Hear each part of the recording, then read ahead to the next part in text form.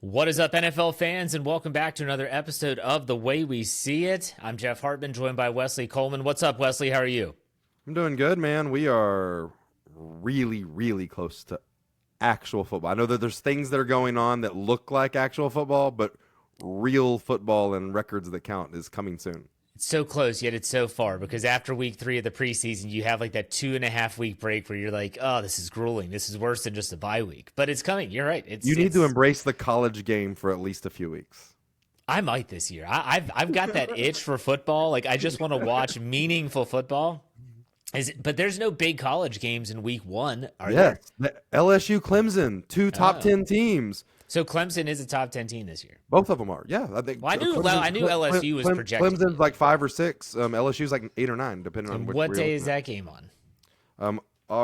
Last week of August. Okay. Do you you think the Tigers are going to roll? Where is it? Clemson or out down in the Bayou? Clemson. That's LSU is 0-5 in their last 5 home or season openers. They've got to win this game. Well, I'll probably tune into that. I'll watch that for sure. But I appreciate it. Yeah, I'll send you an LSU shirt. I'll wear it. I'll wear it proudly. I have no ties to college teams. All right, so we want to talk about the NFL here, and I think that it's appropriate that we talk about the young quarterbacks in the league. And if you want to throw second year guys, and I don't, I want to talk about the rookies that are potentially going to be thrust into the lineup. And this is a very delicate dance that teams have to kind of walk down that line. I think of the New York Giants first and foremost. And maybe you throw in the Cleveland Browns, but I guess the question is do you think that Kevin Stefanski has job security in Cleveland? Some say yes, some say no. I don't think Brian Daboll has security in New York. So what is your thought on when quarterbacks, especially on teams that we know are not going to be in the playoffs, when should they be inserted into the lineup? Well, I understood growing up and years ago, like of protecting them and letting them develop in the league and not just letting them come in and just then they get the yips and they get the crap beat out of them by their, generally teams that are drafting new quarterbacks don't have great offensive lines. And we saw, David Carr get beat to crap by the Houston Texans and, honestly never recovered. Robert Griffin III had a good rookie year, but never recovered really from the beating that he took. Some of it at his own accord by trying to run and wouldn't go out of bounds and stuff. But I have changed my way of thinking because the NFL has changed the protection rules for these quarterbacks. One, the quarterbacks are generally more athletic and can get out of bounds or run faster or can get down. But there's so many rules that allow them to not just get driven into the ground, not get them picked up and slammed on. They don't get their head touched. So I've gone away from, worried about them getting like gun shy from getting hit. And they need to get in there and get experience. They've got to catch up with how fast this game is. There's no college game as fast as the slowest NFL game. You're right, but I'm going to say this. I think it depends on the individual player. Some players, especially if they had a lot of success in college, they cannot handle the struggle mentally. And they are a player because, think about some of the greatest quarterbacks of all time. A lot of them, they just had that mental toughness. If things weren't going their way, look at Peyton Manning. He had a horrible rookie season. He set the record, I believe, for most interceptions thrown by a rookie. He had the toughness and the awareness to say, you know what, it's just part of the process. I'm going to keep grinding. There are also people who have been mentally weak and unable to handle the struggles that come with being thrust in the lineup early. So when you're thinking about a situation, we don't know. We're not privy to what these quarterbacks are like. But I think you make a good point that in today's NFL, if you have a quarterback who has the right state of mind, the right mental strength to be able to handle a struggle, because it's going to be a struggle, then I don't think it's a bad thing. I don't think it's going to be a detriment to their overall progression as an NFL quarterback. So I want to give you an opportunity to talk about that if you have anything to say before we go into specific teams and quarterbacks. Well, another layer that I hate to have to talk about, but as you're sitting there talking about if they can deal with having a losing record and not having success, can these young quarterbacks deal with what social media is going to say about them? Oh, gosh, yes. I mean, you're not going to be good. This is a big talk with the New Orleans Saints. Listen, we have two quarterbacks fighting for be the starting quarterback that probably neither one of them is going to be a starter in 2026 and beyond. Probably. Also, probably, we could start either one of them for all 17 games. It's Spencer Rattler or Tyler Shuck. You could start either one of them for all 17 games, and the team's probably going to win 2, 3, or 4 games, and neither quarterback's going to make a difference. Now, it may look a little different, but what the big talk is if Tyler Shuck, drafted 40th overall as a rookie, when he comes in, and the team's going to probably start 0-4 or 1-5 with either one of them. Which one of them can handle that? And then no matter which one of them starts the season, they're probably going to get benched after 4 or 5 games because the team's 0-4 or 1-5, even if it's not their fault and even if the other person's not going to make a difference. So it brings up like kind of what you're talking about.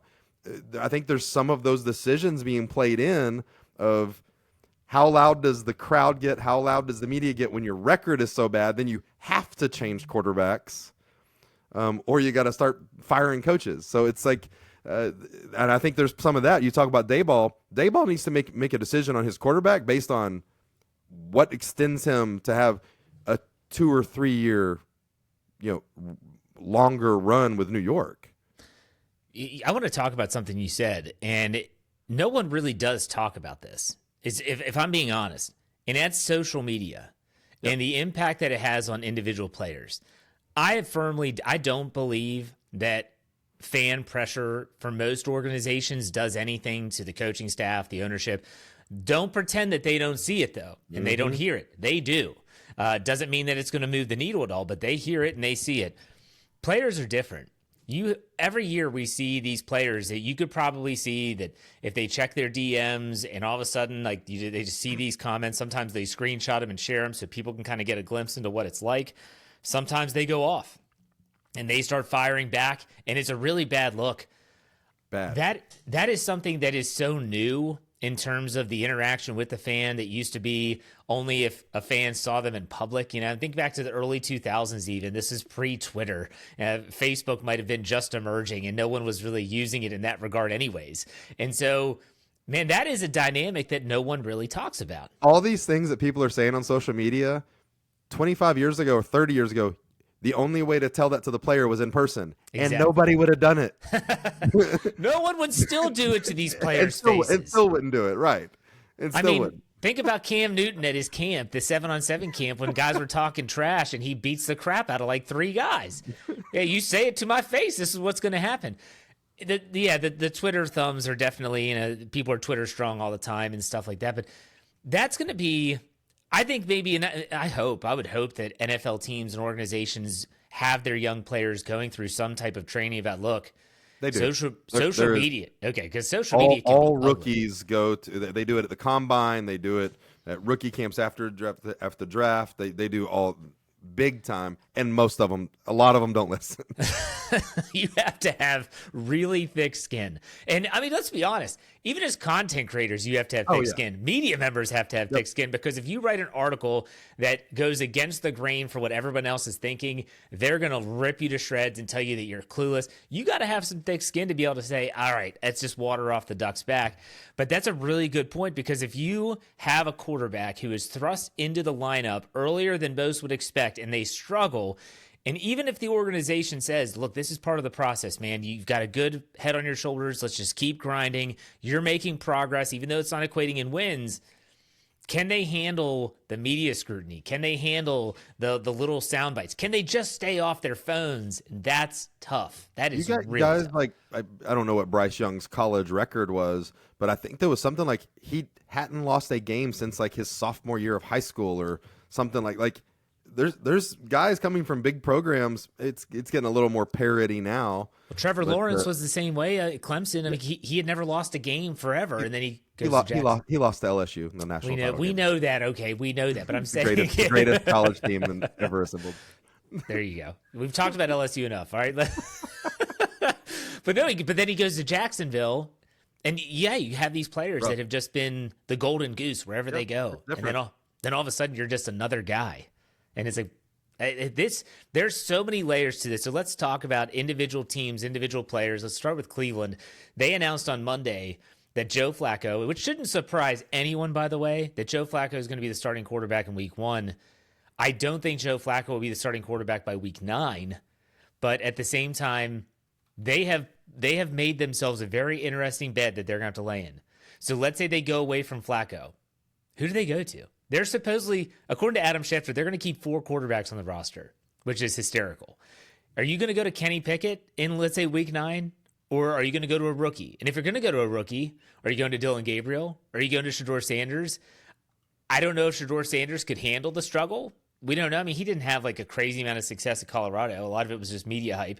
But still, what are your thoughts on the Cleveland situation? Yeah, I think that they would. I think that when Kenny Pickett is healthy, they've got to start Kenny Pickett because Dylan Gabriel and Shedeur Sanders are not ready.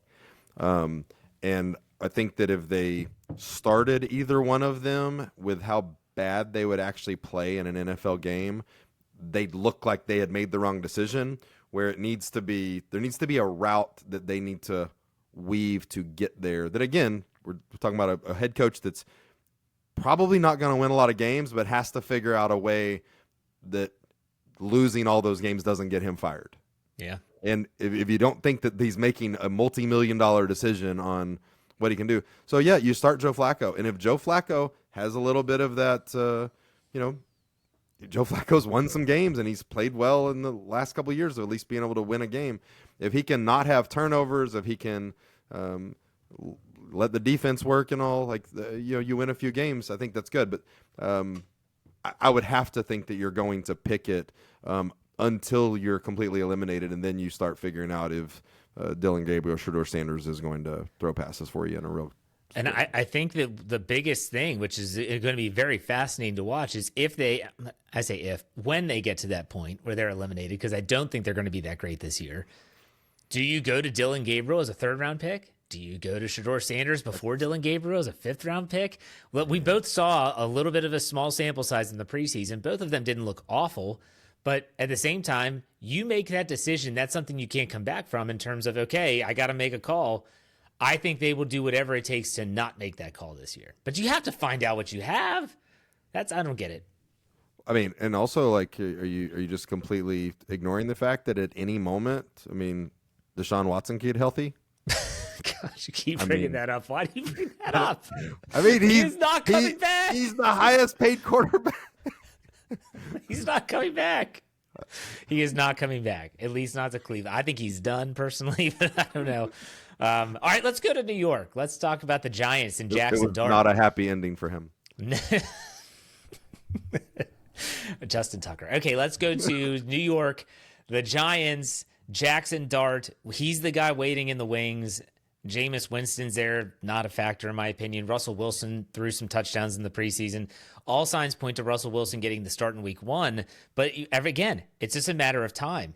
And if you're Brian Daboll and you texted me this individually, you're like, oh my gosh, like Jackson Dart looked pretty good. And it's like, Brian Daboll is coaching for his job. You got to put him in sooner than later, don't you? Yeah. How soon?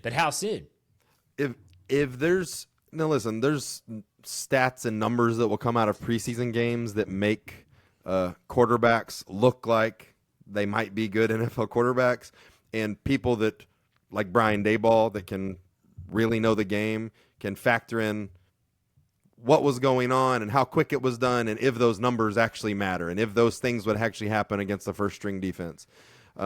If they think there's a chance that the flashes you've seen from Jackson Dart could actually be him being a real quarterback in the NFL, you get him on the field with Malik Neighbors and you let the two of them show that there's something there.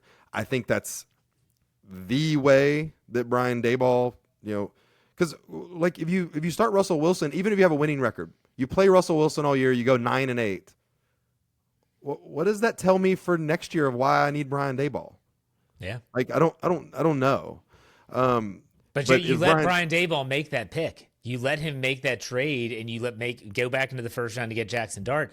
Yep. This is why I never understand why the organizations do what they do. You let Brian Daboll make that aggressive move back into the first round to take this quarterback, and then you're going to just bring in someone else. Like, it doesn't add up. So, and again, this is a first-round quarterback. This isn't the Dylan Gabriel in the 3rd and Shedeur Sanders in the 5th, and like, what are we doing? This is a first-round quarterback. It's the second quarterback taken overall. So, Yeah, I think there's something. And by the way, don't disrespect Jameis Winston. That man is a national treasure. I love Jameis Winston. I just don't think he's that good of a quarterback anymore. He has a long career in television whenever he decides to step away from football. He so does. He's good. Let's talk about, you said that Jackson Dart is the second quarterback selected, the first quarterback selected. No, we have not talked about Cam Ward that much down in Tennessee. I mean, we've talked about the Browns and the Giants, and we've talked about the Saints and Tyler Shuck. We'll get there. But let's talk about Cam Ward down in Tennessee. His preseason has been rather up and down, as expected. They're not saying like, oh, well, there's a competition. Will Levis is likely done for the year with his shoulder injury. It's his job. What do you think about Cam Ward and the perspective down there in Tennessee? I mean, I think the team's not going to be good. I think we can all agree on that, yes. I think that that really matters. I did think that it was a pretty cool of Cam Ward. One, Cam Ward's saying the right things and about how hard he's going to work and about the things that he's not interested in and where he wants to take himself. I think he's going to be dedicated to the craft, and he needs to be because he's an interesting number one overall pick compared to other number one overall picks. He's got some work to do. But, we got the report out on Tuesday this week of him getting into a scuffle, pushing match, a little bit of a fight with a big defensive lineman, Jeffrey Simmons. And it's just, I mean, he threw a touchdown to Calvin Ridley and he shoved the defensive lineman. Defensive lineman shoved him back. And so it's just, I mean, he's going to get in there and compete, and he sounds like a guy that's going to work hard. The thing is he could have a great rookie season, and they're not going to win a whole lot of games. So it's just it's hard to, in the overall scheme of the NFL, get excited about it. I agree. Everything we've seen, though, from Cam Ward, since even the pre-draft stuff that you were looking at, and I'm talking about interviews, him being out there, he seems to have the mental toughness to be able to handle I'm quarterback one. I'm going to take what this team can do on the back of my shoulders, win, lose, or draw. I'm going to be okay. He has that persona. I can't say that certain quarterbacks, all quarterbacks have that. He seems to have that. So I give him credit, and I think he'll be just fine. I'm not going to say that he's going to be the franchise quarterback for them, but at the same time, I think he can handle it if we want to tie it in with what we were talking about. He's one of the guys you referenced that could take the losing record, take the lumps, and still be like, no, I'm going to work through this. This is just part of the I could see him still keeping a positive kind of mindset about it. I agree. And I think he'll progress as the season goes on. But let's talk about Tyler Shuck and the Saints. And this is something obviously that you care about because, well, Spencer Rattler's there. He has experience as a starter. What are the Saints looking at right now heading into week 3 in terms of what they're going to do at quarterback? I mean, I think, there's a clear push maybe coming from the Saints. There's some Saints media that seems to be following it pretty closely of wanting it to seem like this is a neck-and-neck competition. Throughout the practices, Spencer Rattler's played better in 20 of the 30 practices. Tyler Shuck played better in 2 or 3 of them. In the rest, they were kind of close. It's been a runaway by Spencer Rattler. Now, you can take their numbers from the 2 preseason games, and they're almost identical. But then you need to factor in that Spencer Rattler has not played a single snap with Chris Olave or Rashid Shaheed. Tyler Shuck has played a couple series with them. Spencer Rattler's thrown 1 interception. The wide receiver completely admitted he ran the wrong route. It was not, Spencer Rattler's interception. If you watch the play, Spencer Rattler's completely dominated this competition. But Spencer Rattler's a second-year player. He's a 5th-round pick from the old team. Tyler Shuck was drafted 40th overall by the new coaching staff. He was drafted to replace Spencer Rattler. Yeah. So I think but I think that now the kind of things I mentioned earlier that has to factor in if even Tyler Shuck wins it, do you think he's going to start 17 games? You're going to win 2. You're going to go 2-15 and never bench him. It makes it tough. I think there's a lot of layers to the decision. I think that no matter what, the Saints are drafting a quarterback number 1 overall in the 2026 draft. I just think that there's a lot to it, and I think it's cool to talk about, but I don't know if it even matters for more than 4 or 5 weeks of the season. So you think that there's an agenda to get Shuck starting week 1? There is an agenda to make it seem like Tyler Shuck has won this competition and should be the week 1 starter. Really?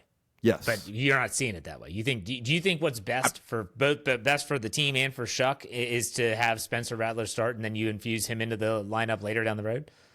I mean, so here, I normally am really good about going, well, I don't agree with what we did in the past, but today's a new day. Like, I got to make decisions moving forward.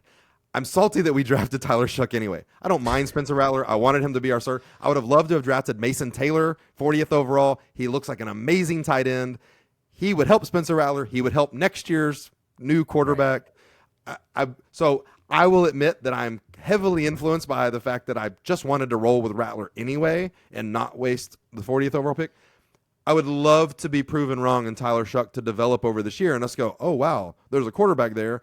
Let's draft another big position, number 1 overall next year. I don't see it playing out that way. And so I will admit that I'm heavily influenced by my own personal, but yes, I think there's an agenda. And honestly, I again, either one of them that starts the season is going to get benched for the other one when the team is 1-4, 1-5. Yeah.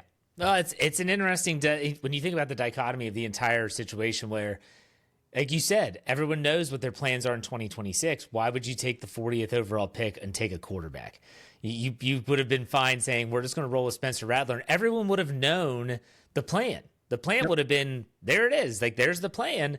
And instead you take that second round pick, and I get your frustration. I'm just not sure if there's a big enough difference between Spencer Rattler and Tyler Shuck for us to have two of them. Yeah. And to have spent a second round pick. Tyler Shuck may end up being better, but he's still not going to be good enough to be the franchise quarterback moving forward. Probably.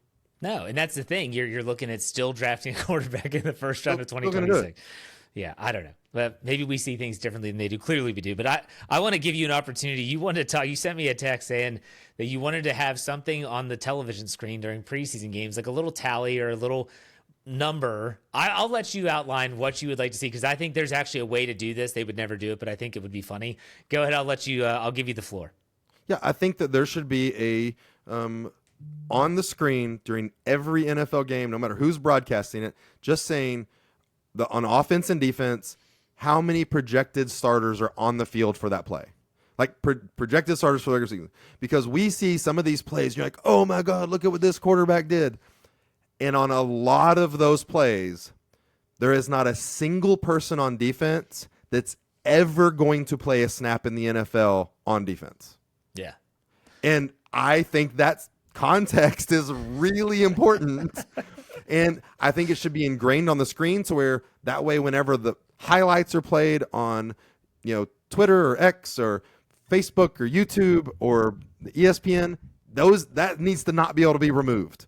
Like, you need to be able, that's important context for everything that we're seeing that nobody takes into account when you're watching a highlight video of, because you know what, when we're watching a college highlight video, I'll go, oh, what team was that on the field? Don't care. Birmingham, Alabama, Birmingham. I mean, I know they played Florida last year. Where's the Florida highlights? He must not have done well against them. Like that kind of stuff. It's easy in college to know if they're playing against somebody good or not. Now, there's someone out there that's listening to this podcast and they're saying projected starters. That's kind of a gray area. I'll tell you how you get around it. So what you do is, let's say the Saints and Steelers are playing a preseason game against one another. On the left side of the screen, you have the Saints side of the screen. On the right side is the Steelers. So you say, based on the team's official depth chart.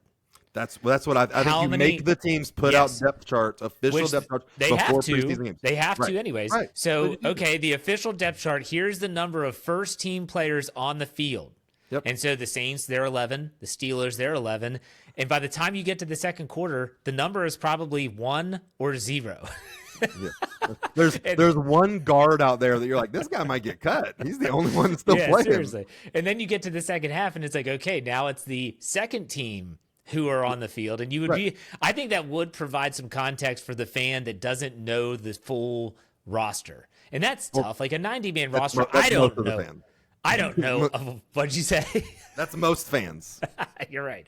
Because there are times where, like, we release on our website the 90-man roster before a preseason game, and I have to look up in the fourth quarter, like, who the heck is this guy?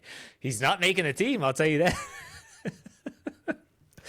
I don't know, man. It's tough. Preseason can be difficult. Preseason can be really difficult because we're all starving for football, and yet what we're seeing is not it. I was talking to a friend of mine who's a big Saints fan the other day, and I was like, yeah, it's like it's been a weird offseason, but it looks like Banks is going to be good. And he goes, who's Banks? I was like, the left tackle that we drafted in the first round this year. You didn't know the first round pick? No, I mean he's an offensive lineman. If it had been a wide receiver, he'd have known, or a running back, but he hasn't. I mean, nobody knows. It is weird. I mean, there's a lot of fans too that they don't even tune in until the regular season. No, right. And there's a part of me that's kind of jealous. I'm really jealous. It's like, I wish that. I'm kind of jealous of those people that can just tune in to the draft afterwards, that can just turn it off and then turn it on. Oh, the week one's coming up. But I also like the back end stuff. I like the storylines and all that and how they develop. But all right, this has been a good show, Wesley. Why don't you let everyone know where they can find your Saints coverage as well as you on social media? You can find me on X at WhoDatWesley13, and you can find our Saints coverage on the Dome Patrol podcast on all your streaming platforms, or you can talk to us on X at Dome Patrol PCast. Jeff, where are we able to find your Steelers coverage? Yeah, Steelers coverage, Steel Curtain Network, wherever you get your podcast, search Steel Curtain Network or SteelCurtainNetwork.com. That's our website. Or you want to find me on Twitter or X at jhartman, HARTMAN_PIT. That's a wrap, man. We are getting close to return of the For Your Viewing Pleasure podcast, which is where we preview the upcoming slate of games. That's coming up sooner than later. But Wesley, thanks for your time, man. We'll talk next week. See you, man.